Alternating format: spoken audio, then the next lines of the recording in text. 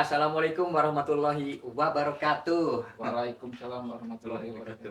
Ya, para jagadian, hari ini di bulan mulia ya Ramadan 1444 Hijriah, kita dari Jagat Kreatif punya program Jagat Sabah UMKM, yaitu Jagat Silaturahmi dan Kolaborasi UMKM. Kebetulan kita dipaksakan untuk hadir nih ya, berkunjung di Pater Jagat UMKM di perusahaan Orven ya. Nah, jadi buat Jagadian, kita dalam beberapa menit ke depan kita akan ngobrol nyantai ya tentang usaha konveksi ini ya, bersama atau Mas ya, Mas Agus Eko gitu. Ya, bagaimana Kang Mas Agus Eko. Mas Eko aja deh biar enak ya gitu. Oke, apa kabar? Sehat, Pak. Alhamdulillah ya. Iya nih Mas Eko, alhamdulillah kita sudah disambut ya dengan sukacita gitu ya. Kita sudah melihat workshopnya segala macam. Nah, apalagi di bulan Ramadan ini kita masih saum dan sudah melewati pertengahan Ramadan ya. Berarti sebentar lagi mau Lebaran ya. Ya, sebuah amal soleh yang harus kita maksimalkan ya. Nah, BTW di bulan Ramadan ini ya, Mas Eko kesibukannya apa aja sih ini di Orven ini? Kayaknya seru banget nih. Oh iya. Ya mungkin saya akan memperkenalkan diri dulu ya. Nama saya Agus Eko ya Pak ya. Oke. Ya terima kasih sebelumnya saya udah diberikan kesempatan untuk ngobrol santai ya. Ngobrol santai dengan ya. Pak Andri dari Jagat Kreatif. Jagat Kreatif ya. Jadi gini Pak, sebetulnya saya akan kenalin dulu core bisnis saya ya Pak. Ya, yang pertama kan ini kita sekarang lagi ngobrol di sebuah konveksi yang saya rintis. Jadi konveksi ini itu khusus mengerjakan tas, ya Pak, dompet sama produk merchandise. Oke. Jadi kayak corporate, misalkan ada perusahaan yang ingin bikin merchandise gitu ya, entah itu untuk dibagikan kepada karyawannya gitu ya, atau klien-kliennya. Ya, atau klien-kliennya juga bisa. Kemudian juga ada beberapa brand yang dikerjain di sini ya Pak. Misalnya kayak salah satunya Brodo. Wes, itu merek terkenal tuh. Ya, terus juga ada Adorable juga yang dikerjain di sini gitu. Ya, kemudian apalagi ya, beberapa brand yang masih bertahan juga ada sih. Salah satunya brand sendal ya, itu Dirpet juga sama kerjanya di sini. Jadi kita juga ada hubungan kerjasama sama mereka ya. Ya kurang lebih itu memang sudah dari awal, sudah lama lah kita kenalnya. Nah itu khususnya yang di konveksi ya. Jadi sederhananya di sini kita nerima jasa produksi ya, maklunan lah, maklun, atau vendor ya, atau subkon ya. Gitu. Oke. Nah kemudian yang kedua itu ada jasa support produksi Pak. Support produksi. Kalau pertama itu konveksi, yang kedua support produksi. Support produksi. Okay. Nah, gimana itu? Support produksi ini lebih ke saya punya sebuah keinginan Pak. Gimana saya khususnya para pengrajin di Cibaduyut nih ya. Entah itu pengrajin tas, dompet, ataupun sepatu, ataupun sendal gitu ya, yang intinya yang dikerjakan oleh pengrajin ya Pak, gitu. Lebih ke handmade lah ya, home industry ya, masih skalanya masih home industry lah. Ya. Jadi saya itu buka jasa, jasanya itu jasa ya tadi support produksi, diantaranya itu ada ngepon gitu ya, ngepon bahan, atau mengcutting bahan sesuai dengan ukuran dan bentuk yang motong-motong ya. Motong gitu. Terus yang kedua ada emboss Pak, atau deboss ya. Terus yang ketiga itu ada sablon gitu kan. Nyablon. Kembali ke sablon juga. Sablon ya. Nah, terus juga ada jasa pembuatan sama setting Pak. Jadi kita dibantu sama settingnya. Kalau misalnya berarti desain juga bisa. Desainnya tapi sebatas untuk pola ya, bukan desain yang kayak desain logo, bukan tapi desain pola. Berarti ini produk dan jasanya lengkap sekali ya gitu ya. Jadi bisa mensupport mulai dari skala personal, komunitas, perusahaan, bahkan sampai government gitu ya, siap bisa gitu ya. Bisa, insya Allah. Oke. Nah, BTW ini dengan jasa yang begitu banyak gitu ya, produk yang begitu bagus, ini mulai ngerintis itu sejak kapan sih? Kok bisa kepikiran bikin usaha konveksi ini sama tadi support produk gitu? Ya. Bisa diceritakan? Jadi ceritanya dulu saya kan kerja ya Pak. Awalnya saya kerja di sebuah toko kulit. Oh, toko kulit Cibaduyut. Ya, Cibaduyut ada.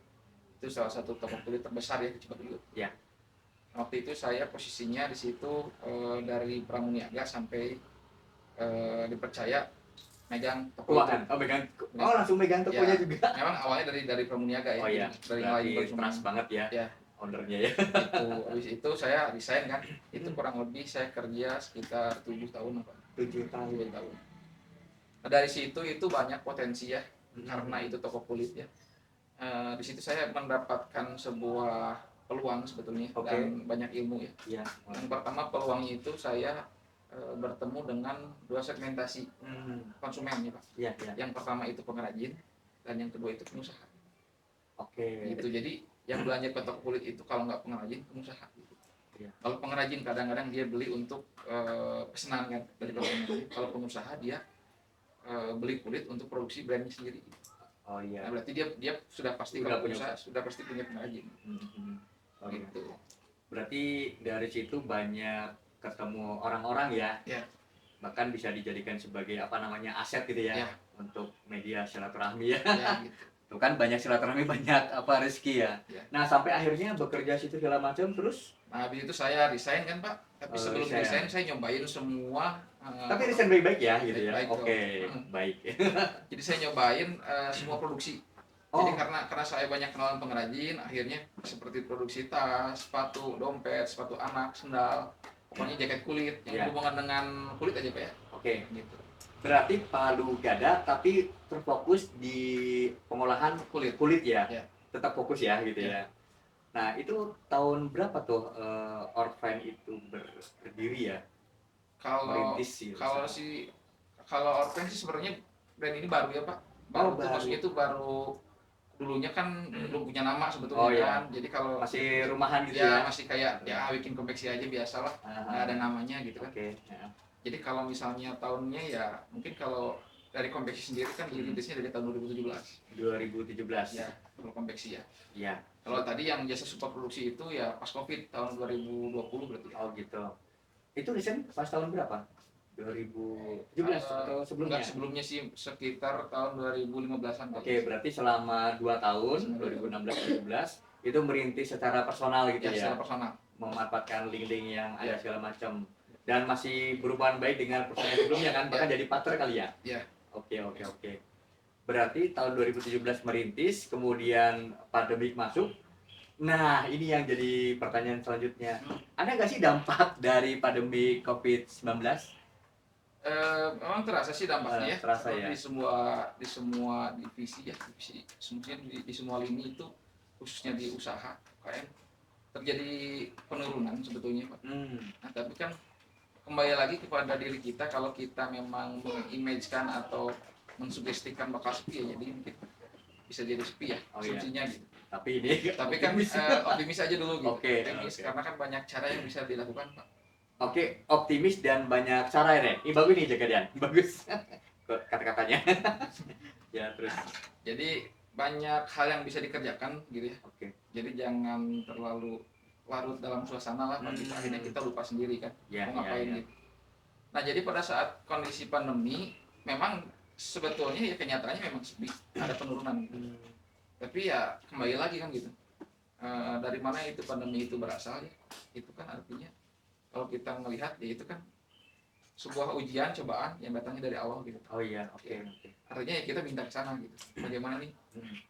Dan yang kedua, kita nggak usah takut ya Pak, karena rezeki itu sudah ada yang ngatur gitu. Jadi meskipun sesepi apapun pasti seluruh makhluk yang ada di bumi pasti ada rezekinya gitu. Pasti makan ya. Pasti makan, pasti bisa lah gitu. Itu sebenarnya sebuah prinsip. Tapi kalau kita terlalu ketakutan akhirnya ya malah pusing mikirin perut, ya akhirnya malah susah gitu kan. malah meninggalnya bukan karena COVID tapi karena sakit perut ya. Ya bisa karena stres juga. Oh iya, stres juga, bener. Gitu. Emang stres dimulai dari perut ya. Oke. Gitu. Nah dari situ barulah saya buka usaha yang kedua Pak, yang toko tadi gitu. Oh yang jasa produksi. Sama ya, di posisi di Cibaduyut juga Cibaduyut, ya. ya. Itu Cibaduyutnya di jalan apa sih gitu? Itu nama alamat lengkapnya Jalan Cibaduyut nomor 134. Jadi itu 134. masuk ke area parkiran Toko Diana. Oh, di area Toko Diana Ya, gitu sebelah ya. Oke. M Square Apartemen. Oh, berarti ada parkirnya luas banget Ya. gitu ya. Ya sih. Nah, pas pada saat kondisi Covid, nah saya malah buka usaha itu Pak. Oh, gitu. hebat ya. Ketika banyak perusahaan yang tumbang, ini malah bangkit ya. Ya. Nah, kenapa saya mencoba membuka usaha? Sebetulnya itu bukan karena modal sih sebenarnya, Iya. tapi karena tekad aja sih. Dan yang kedua baca peluang. Oh, ya. Jadi saya buka tempat baca peluang. ya. Yang pertama tekad, Bismillah aja lah gitu kan. Iya. Bismillah. Terus Modal juga, bismillah ya. terus kalau uang ini saya simpan juga pasti kita bakal habis. Iya. Ya udah, mending saya beliin mesin aja dulu. Oke. Gitu, beliin mesin. Mesin ini yang di Yang di sana. Oh iya, yang di sana. Nah, kalau ini kan mesin jahit semuanya. Oke. Nah di sana itu saya beli mesin. Terus beberapa partner atau mitra saya mitra pengrajin tas, dompet sama sendal, itu saya coba komunikasi sama mereka dan merekomendasikan tempat untuk pon emosi itu di saya aja gitu. Itu kan masih teman-teman ya. Nah, akhirnya mereka juga meskipun ada orderan sedikit ya jalan sih gitu. Meskipun belum banyak. Gitu. Jadi itu awal bukanya gitu. Dan yang kedua tadi peluang bahwa di sekitar Cibaduyut ini tidak ada sebuah tempat yang ada tempat pon, ada tempat embor, terus ada tempat sablon, itu ada tempat khusus pembuatan matris juga, sama tempat bikin pisau. Nah, itu semua di situ sih. Ya. Karena kebanyakan yang kita tahu Cibaduyut itu tempat jual itu ya sepatu ya. Sepatu, sendal, jaket, segala macam ya. Nah, jadi ini melihat membaca pasar ya. Membaca peluang itu. Membaca peluang sih, lebih ke saya peduli terhadap pengrajinnya, karena mereka juga kan kadang di rumahnya cuma ada satu mesin jahit gitu, sedangkan untuk mesin embos dia nggak punya gitu, jadi mereka kadang belum keluar. Oh iya. Jadi lebih ke support produksi lokal aja sih, lebih ke khusus ke bahan-bahan yang berhubungan dengan kanvas, terus tadi kulit, terus juga ada bahan imitasi gitu sih. Iya. Berarti ini dua-duanya baik itu konveksi termasuk support produk benar-benar tempatnya di Ciamplas ya gitu. Cibaduyut. Oh iya, Cibaduyut ya. Ini sering ketukarnya antara Ciamplas sama Cibaduyut ya. Oke, Cibaduyut guys. Ya. Nah, kalau dari karyawan ya. Ini kebanyakan menggunakan karyawan lokal di seputar Cibaduyut atau ada juga yang dari luar kota Bandung gitu? Kalau karyawan itu didominasi masih karyawan lokal ya Pak. Oke. Ya beberapa juga ada yang dari jadi ada yang dari Cimahi sih ada, terus ada juga dari Cimahi juga. Berarti pulang pergi nggak dikasih pengen. Oh iya. Ya itu yang kebilangnya luar kota tapi dekat. Oh iya. Nah yang luar kota tapi agak jauh itu ada yang kerja di sana ya, yang di jasa support produksi yang orderan itu dia di Pangalengan Pak. Oh di di Subang. Di Subang. Jadi dia Lembang, Subang, ya antara Lembang sama Subang aja dia rumahnya. Gitu. Nah itu dia setiap hari ya bolak-balik aja sih. Oh iya. Seru ya. Jadi setiap hari travel. Ya sisanya sih kayak di di Tasik lah Pak. Tapi itu mereka pulangnya kadang-kadang 1 minggu atau 2 minggu sekali. Karena mereka emang di Tasik itu fokus dengan produksi pengolahan kulit ya gitu ya. Kalau di Tasik kan pegawai saya kan pulang nih. Oh iya. Nah dia kerja di sini gitu. Nanti habis sekitar 2 minggu mereka balik. Ya. Mudik lah gitu ya. Ya gitu. Mudik ya. Karena kan tetap ya mereka juga harus pulang kan, harus ketemu istrinya, anaknya, terus masih juga uang kan menafkahi gitu. Iya. Kan kalau di Tasik itu banyak toko-toko untuk itu ya oleh-oleh yang wisata ya kayak di Raja Wole apa segala macam. Nah, kalau di sini produknya dititipkan di sana nggak? Atau emang tadi fokusnya untuk subkon aja ya? Ya kalau di sini kita nggak ada produk Pak. Oke. Mungkin insya Allah tahun ini kita lagi pengembangan sebuah brand. Gitu. Berarti brandnya sendiri ya? Brand sendiri. Pakai nama itu sama? Beda juga? Pak. Beda ya? Oke. Nah, terus kalau selama ini pemasarannya itu dengan metode apa aja? Yang pertama kan tadi ya Pak, karena saya punya pengalaman kerja selama 7 tahun. Oke, Nah, banyak link. akhirnya banyak link tadi kan. Iya, iya. Nah, yang keduanya ya mungkin dulu waktu awal sekitar tahun 2014-15 kan itu belum ramai sosial media ya. Iya, iya. Jadi ya masih tradisional lah. Masih kadang saya kunjungan nawarin gitu Iya. ke pelaku usaha yang konsum ya ke customer saya yang waktu itu masih di toko kulit gitu. Jadi mereka saya kadang-kadang datangin waktu saya pulang kerja, saya main ke tempat dia, main ke tempat produksinya gitu. Akhirnya pas saya keluar saya branding gitu. Nanti kalau mau produksi tas ke saya ya gitu. Oh, Nah kayak gitu-gitu lah. iya, iya. Akhirnya mereka kan menyimpan memori kan, oh dulu Pak Agus Eko nih nawarin bikin tas nih. Akhirnya kadang-kadang ada beberapa bulan nanyain gitu kan. Nah, akhirnya mereka juga ada sebagian yang masih kerja sama sampai sekarang. Oke. Modalnya dari situ awalnya. Dari situ ya. Misalnya ya bismillah aja dari Google Bisnis aja sih. Ya, berarti kan ada telepon ya, ya. dari Google segala macam hasil searching ya. Nah, terus Mas Eko, kalau nggak salah kan, bukan nggak salah emang betul ya. Jadi kemarin itu sempat ikut pameran ya, gitu di Jagat UMKM ya gitu. Ya. Berarti kan dengan produk-produknya ya masih berani ya memamerkan produk-produknya lah gitu ya. Ikut komunitas juga?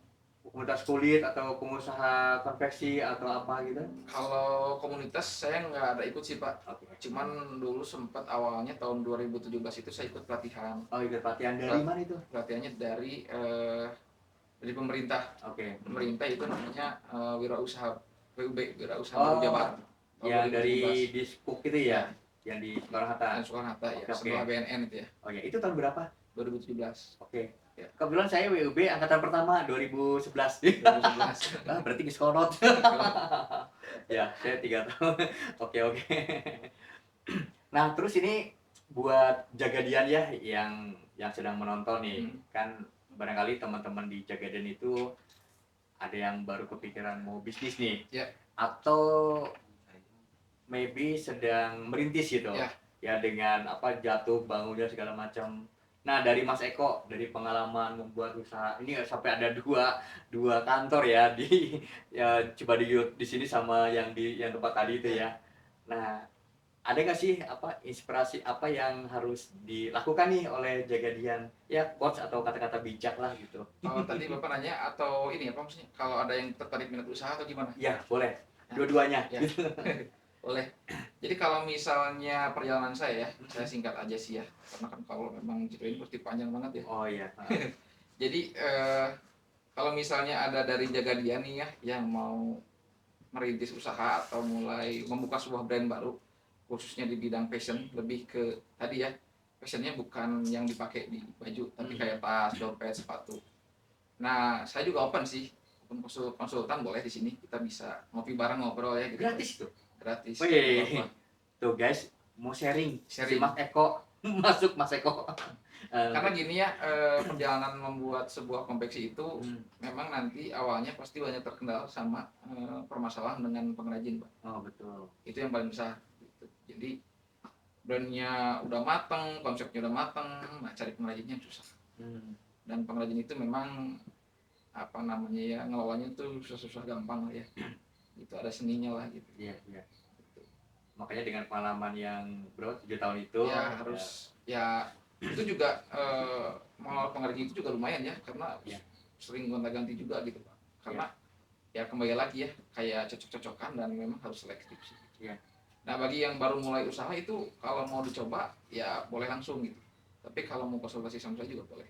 Tapi karena kalau misalnya mau pertama dicoba pasti nanti paling nggak kalau sama saya ngobrol kan minimal sudah ada pengalaman yang bisa ditransferkan gitu.